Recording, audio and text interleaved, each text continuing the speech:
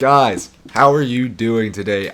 If you couldn't tell, I'm super excited to do something a little bit different on the channel today. You all know I love music, it's obvious, but something you guys don't know is probably that I am very into like horror, unsolved mysteries, and I have this morbid curiosity. So I was thinking like, what can I do that mixes music and that sort of thing. And I thought it clicked. Like, why not do an iceberg? I've never done an iceberg on the channel. I love iceberg videos. If you guys don't know what an iceberg is, I'm about to explain that, so stay tuned. But yeah, so an iceberg essentially is a sort of chart that has different things on it, and it ranges from like the more well-known stuff, and as the iceberg goes down, it goes into more obscure, more unknown, and typically more unnerving things. And if you read the title, you know this is the Disturbing Songs Iceberg. So the songs are probably going to range from less disturbing to more disturbing as we move down the list. This is going to be part one of a second video. I probably could have put both of them together, but I don't know how long this is going to be, and part two is going to be much longer because there's a lot more entries. So displayed on this list is the iceberg. We have 6 tiers. I'm going to be doing the first 3 in this video. I took some things out and also added some of my own things, so you won't see that on the iceberg, but we're going to get started here on the surface, the highest tip of the iceberg. So here we go. Polly by Nirvana. When you hear the song itself, Polly, it doesn't sound like anything too out of the ordinary. It just sounds like your sort of standard alt-rock tune. But as you look at the backstory, it's actually a lot more disturbing. There was a 14-year-old girl who was kidnapped and R-worded. I can't use words like that in this video, so you're just going to have to interpret what I'm saying. But it's terrible. Luckily, though, when the kidnapper went to get gas at one point, she escaped, and he has since been arrested, so that's the good news. Yeah, when you hear the song at first, it doesn't sound like anything out of the ordinary. As I just explained the backstory, it can be a pretty unnerving song. And the next song is called Tooth Taker by Cemetery, and when I first put this on, I was just like, what is this, dude? Like, it sounds like an ungodly mix of cloud rap and hyperpop, and I didn't think it was that disturbing. It just kind of made me nauseous, but like in a weird way. The dude singing pretty much just sings about how he's gonna torture and kill you. It didn't really come off as disturbing to me. It just came off as kind of cheesy and cringe, but yeah. Next is Primal Fear by Jonathan Leandor 96. This is another name for Swedish cloud rapper Young Lean. This song is just so emotionally raw, and I think that's why it's on the iceberg. You can really hear the pain in his voice. The song's pretty much about contemplating killing himself. I don't know if I'm allowed to say that on YouTube, but that's what the song's about. Yeah, it's just really sad, but I think this is a good spot for it on the iceberg. Next is Danny Brown with Pneumonia, and I kind of laughed when I saw this on the list because I was like, why is Danny Brown on a Disturbing Songs iceberg? But then I realized if you never listened to Danny before, his stuff it'll definitely come off weird and maybe a little unnerving to some people. Atrocity Exhibition is a pretty dark album. Ironically though, I think Pneumonia is like the least disturbing song. Even Danny Brown himself said this is like the departure from the main themes of Atrocity Exhibition. But that album's pretty much about drug use and like the mix of drug use and depression and kind of this insanity that Danny has throughout the record. But yeah, Danny Brown, Pneumonia. Next is Death Grips with Black Paint. You can't really have a Disturbing Songs iceberg without at least one Death Grips song. I mean, anybody when they first listen to Death Grips is probably going to be turned off. This is the only song on this tier that I would say is instrumentally even kind of disturbing. Yeah, this song's just pretty loud, but it's nothing too crazy. Next is Tyler, the Creator with Tron Cat, and I debated just taking Tyler off the list because like the Tyler we all know now is the Igor and Flower Boy guy, and like it's such a far departure from what he was doing on Bastard and Goblin that, like, I didn't really want to put him on this list, but he was on there. Yeah, in this song, he takes the persona of a murderer and R-worder, and he does terrible things to these people. There's a beat switch that makes it a little more unnerving. It kind of transitions into this happy sort of music for a little bit, and I mean, the contrast from, like, what he's talking about to the instrumental is the reason why I think this is on the list. One more song that I added on this list is called Eileen Wuornos by Sadistic. If you don't know who Eileen Wuornos is, I don't know if she died or if she's still alive, but she was a serial killer at one point, and, like, she had an absolutely terrible upbringing.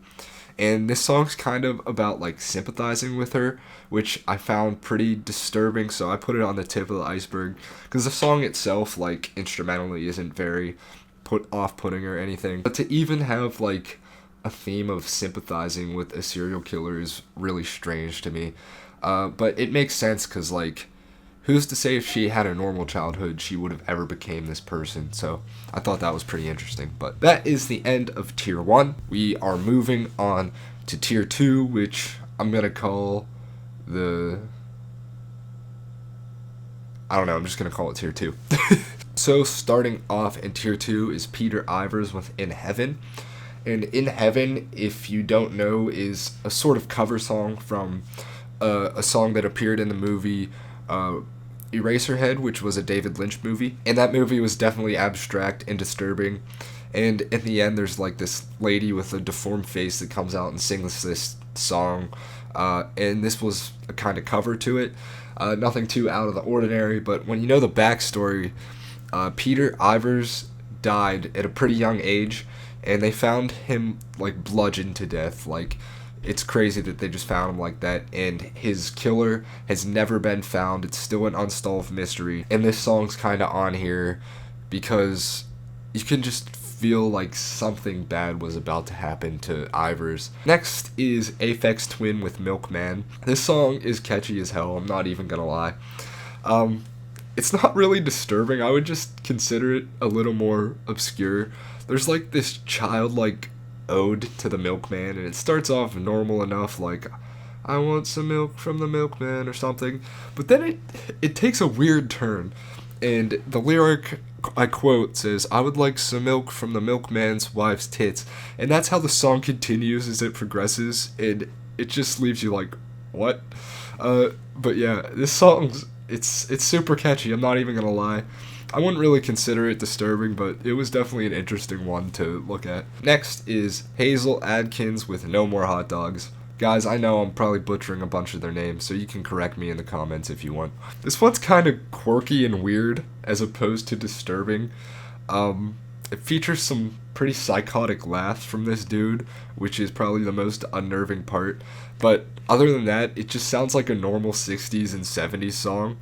The lyrics are about cutting people's heads off, which is definitely a disturbing thing, but, like, the song itself just sounds like it could be a normal 60s radio rock and roll song.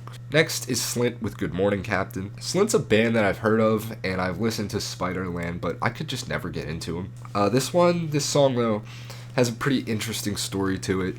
On the surface, it's about this captain that pretty much loses everything and doesn't know what to do with his life. But the whole sort of metaphor is about a person who watches everybody become an adult around him but can never truly lose their childhood innocence. And there's this lyric at the end of the song that says, I miss you, and that one, like, definitely hit me. Just the whole theme I can really relate to, so this one definitely hit me different than a lot of other songs on this list. The next track is another Tyler Creator song called Sarah. This one has some very disturbing subject matter. It's pretty much about the narrator's sexual frustrations, and he takes all of it out on other women. He ends up killing, R-wording, and then eating this person, and I'm just like, Like, why would you even make a song about that? Like I said, just looking back and hearing this and then looking at what Tyler's making now, it's just such a crazy transition. I feel like if I didn't know who Tyler was, this song would be a lot more disturbing, but like I said, it's Tyler. The next entry on the list is called Bliss III. That's the artist's name, and the album's called Celestial. This one's a whole album. And I'd actually heard this album somehow, even though it's like extremely unpopular. One of my friends on Spotify was listening to it, and I was like, I'll check it out, it sounds cool. And I really liked it.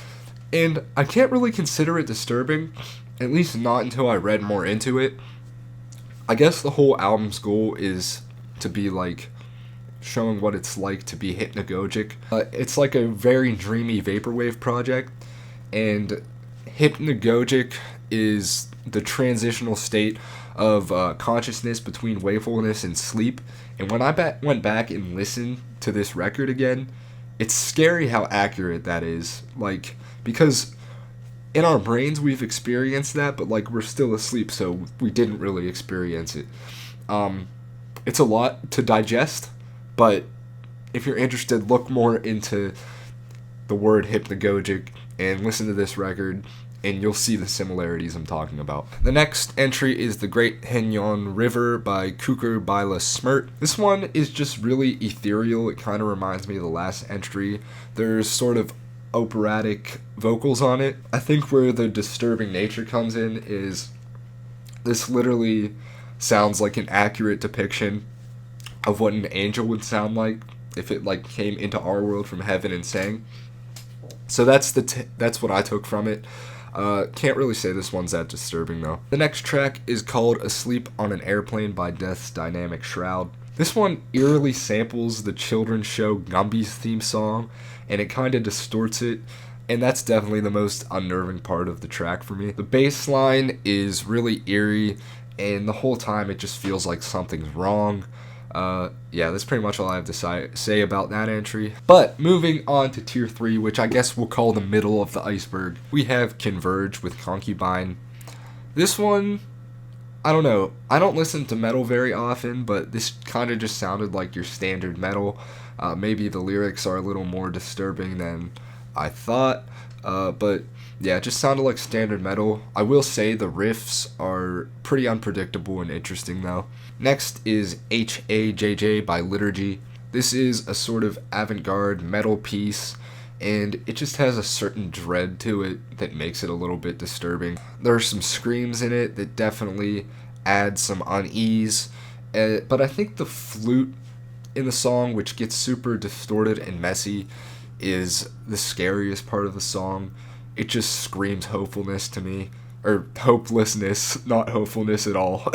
And I thought that flute technique was really cool, so check this one out. Next is called Dunkelheit by Burzum. And once again, on the surface, this just sounds like some really cool black metal. Metalheads, if this isn't black metal, you can correct me. But I looked at the backstory of this, and the band's leader is named Varg Vikernes, and apparently he burnt down a bunch of churches in his youth, and he also killed a guy, which he claimed was self-defense, but a lot of people speculate otherwise. It turns out now, like 7 years later, I think, he lives in France on a farm with a wife and 7 children, and just makes metal like this. So yeah, that's just an insanely weird backstory to this crazy song. I'm not going to say the artist of this next one. I'll put it on the screen. But the song is called Serial Experiments Line Alternative OP. I guess this is like an alternative version of an anime's opening song. And dude, this one almost gave me a headache. It just sounds like they took everything in the room and just started banging on it. Like, this is just straight noise. It doesn't even sound like calculated noise either. It literally just sounds like they just banged on everything. So yeah, I guess you could consider this one disturbing to your ears if you want. Next is The Flammable Man by Daughters. This one was definitely a little bit scary, especially the vocal performance at the beginning, just screaming "I don't lie" multiple times. Like, it sounded like someone in desperation mode, like unable to convince someone of something and just being in this eternal loop of like despair. Yeah, the instrumental's also pretty intense, and this song's just gonna leave you with some sort of existential dread. Next is Attuned by Clipping. This has some static in the background and a sort of electronic rhythm to it. It seems to me that this is about someone trying to escape a kidnapper, but no matter where they go, every turn that kidnapper's still there, and it's just this endless loop, and they're never gonna escape this kidnapper. Definitely found the lyrics to this one a little bit disturbing, and I thought the instrumental guided it well. Next is It's in My Blood by Coyle. This one features some really, calculated screams. It sounds like someone with extreme stomach pains, or like a mountain lion screaming in the wild at first, but then I looked at the lyrics, and it's like this is someone having a mental breakdown, and that makes this song so much creepier. Next is a Mersbo album called Venerology. There's gonna be a couple Mersbo entries on this Iceberg. I don't really find it disturbing. It's just really noisy and abrasive. But yeah, I mean, it's just noise music. That's pretty much what you can expect in like a Mersbo record. Next is called Woe to All by Lingua Ignota. I had heard some of her record this year, which I found to be pretty disturbing. And this one definitely unnerved me too. Kristen screams beneath this really dark, orchestral-ish backdrop, and the lyrics were pretty much about being condemned to hell for your whole life. And if you were to actually be condemned to hell, this sounds like it really would be the soundtrack to it. Definitely an unnerving song. Those screams will those screams will stick with you. Next is Muslim Gauze with Assassin. This is also a full-length album, and this is probably the most interesting entry on the list for me so far. It's a dark ambient drone record, so it gives you this sort of dark atmosphere. It feels like you're in an abandoned city, or an abandoned empty countryside, and someone is out to get you, but you have no idea where they're gonna come from next. And something that's really cool about this is these elements it inserts that kind of makes you feel like you're in a horror movie. It uses samples of people heavily breathing, random loud bangs of pots and pans, all these random jump scares appear that make the record scarier. I definitely urge you to check this one out. It's super cool. I've never really listened to anything like it, and I loved it. Next one is called You Thought What You Saw Was It by Show Me the Body. I would not look this one up. This is the first one that really shook me. It's apparently this, which is a type of this, which I'll put on the screen. And it started off normal enough, your typical noise, distortion, and stuff like that. But then it transitioned to these screams of a woman, and it sounded way too real for me. I really hope it's fake, because I couldn't finish this whole song. I had to click off it. It didn't sound like this. It sounded more like this, and I hated that. If it's this high on the list, I would have to assume it's fake. I really hope it is. I hated it. Don't check it out. Moving on. Next is Zuzu with Support Our Troops. This song's about war crimes and the everyday things that happen overseas that we don't really hear much about. All the slangs of innocent civilians, and specifically a young girl in this song. And yeah, this one was really disturbing just because of how real the subject matter is. Vocalist's voice is also really calm when he's talking about all these terrible things. So yeah, this one's disturbing in a different sort of way. It's not unnerving, it's just really sad and scary to think that this kind of thing happens every day. The next one on this list is Giles Corey with I'm Going to Do It. Giles Corey is a side project of Have a Nice Life, which brought us Death Consciousness. And this one's just extremely somber. I mean, literally, the title implies what the song's about. And I think what's sadder than the actual song itself is I was looking at this song on YouTube and just seeing all the comments of these people super depressed, asking why they haven't done it yet, and I just want to give all of them a hug. And it's also scary how many likes those sort of comments have. like the people that just nod in agreement instead of trying to get these people help. So yeah, I think just the fan base of this song is scarier than the actual song itself. And finally, another Mersbo album called Full of Hell. This one, again, just sounded like normal noise and metal. It's just loud, didn't really find it disturbing. I will say though, I enjoyed it a lot more than the other Mersbo record on this list. But that's going to wrap up tier 3 of the Iceberg.